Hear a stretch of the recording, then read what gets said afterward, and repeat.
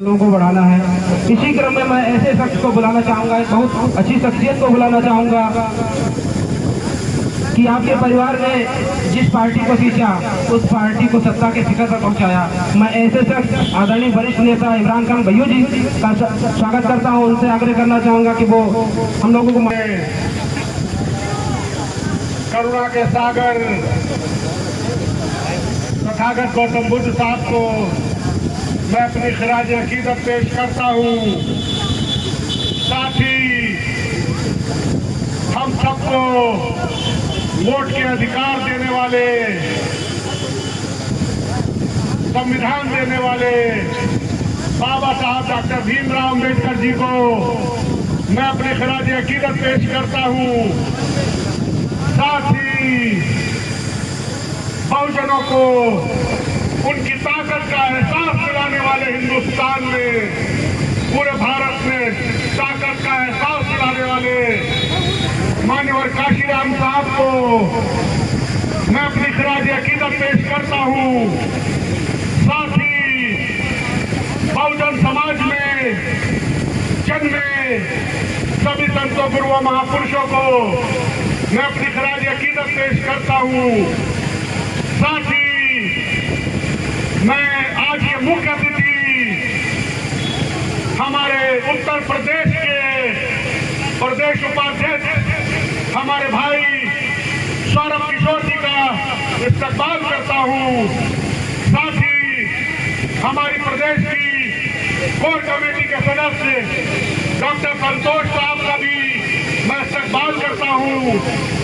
मैं हमारे लखनऊ से चलकर आए विजय जी का भी इस्तकबाल करता हूँ। मैं यहाँ मंच पर बैठे हमारे बड़े भाई श्री कृष्ण जाटव जी का भी इस्तकबाल करता हूँ। मैं यहाँ पर आजाद समाज पार्टी के जिले के जिलाध्यक्ष हमारे भाई विश्वदीप चौधरी जी का भी इस्तकबाल करता हूँ। मैं जिला प्रभारी नौमान भाई का भी इस्तकबाल करता हूँ। मैं जिला प्रभारी, पूर्व जिला प्रभारी अनंत खान जी का इस्तकबाल करता हूँ। मैं हमारे बड़े भाई अल्ताफ हुसैन साहब का इस्तकबाल करता हूँ। मैं हम सबके विधिक सलाहकार अरुण जी का भी इस्तकबाल करता हूँ। मैं पूर्व जिलाध्यक्ष सूरज चौधरी जी का भी इस्तकबाल करता हूँ। मैं भीम आर्मी से विशेषकर आए हमारे भाई अनुपम जी का भी इस्तकबाल करता हूँ। और हम सब लोगों के बीच में बहुत वरिष्ठ हम लोग के साथी डॉक्टर ब्रजेश जी का भी इस्तकबाल करता हूँ। और मुख्यतः आज के कार्यक्रम के संयोजक हमारे युवा भाई वीरेंद्र विक्रम सिंह जी का भी इस्तकबाल करता हूँ।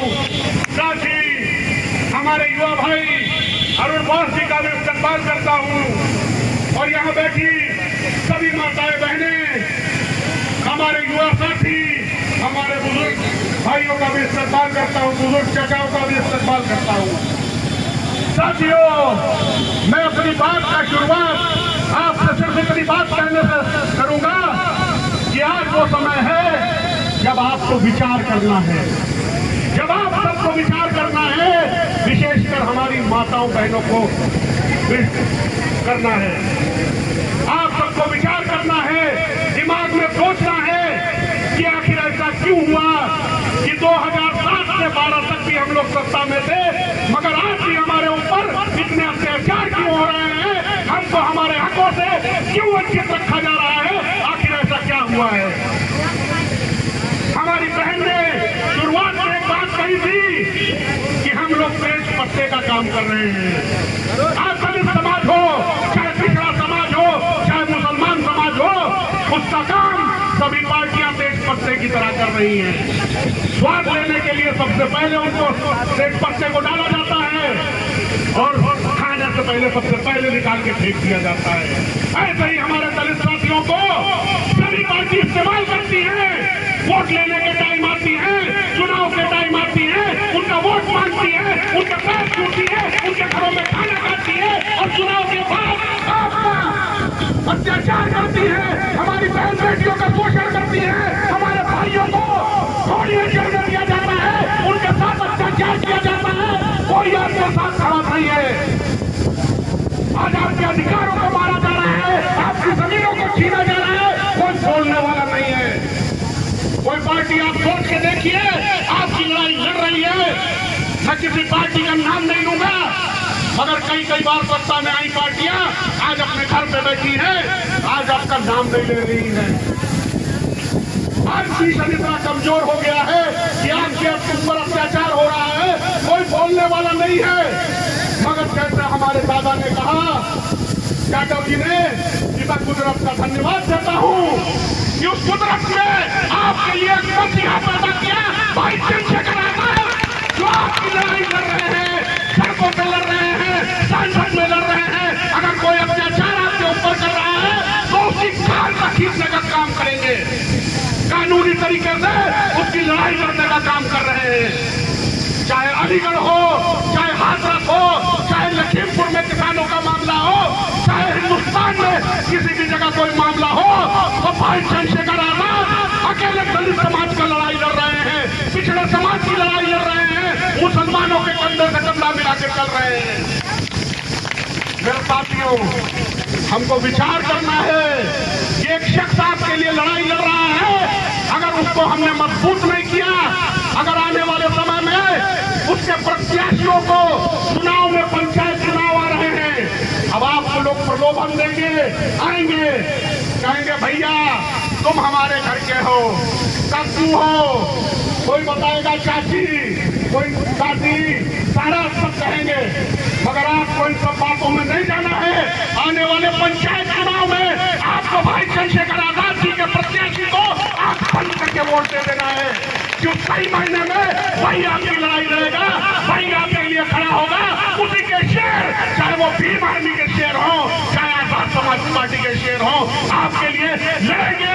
आपकी लड़ाई को थाने से लेकर कचहरी कोतवाली तक लड़ेंगे। मेरे साथियों, आपको विचार करना है, मेरी माँ को विचार करना है कि आज वोट के अधिकार की क्या ताकत है। अगर आपने वोट के अधिकार नहीं पहचाने तो आने वाला दौर, आने वाला मुस्तकबिल, आपके आने वाली नस्लें आपसे पूछेंगी कि आपके लिए एक मसीहा लड़ाई लड़ रहा था, आपने उसका साथ नहीं दिया, तो आप जवाब नहीं दे पाएंगे। साथियों, आप जवाब नहीं दे पाएंगे।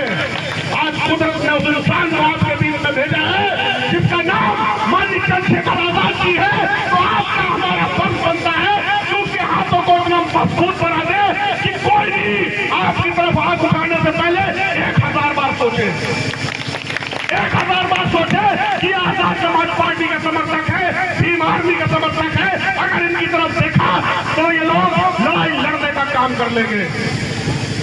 मेरे साथियों, वो दौर याद कर लीजिए जब आप सत्ता में थे 2007 से 12 तक, तब आपके खिलाफ किसी की मजाल नहीं थी आंखों में आंखें डाल के बात कर ले।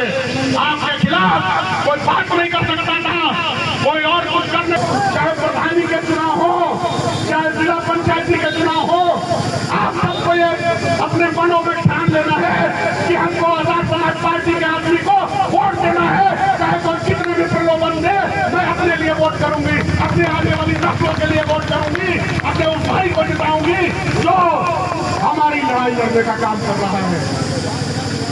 मेरे साथियों, कहना तो बहुत कुछ था, मगर हमारे प्रदेश से, हमारे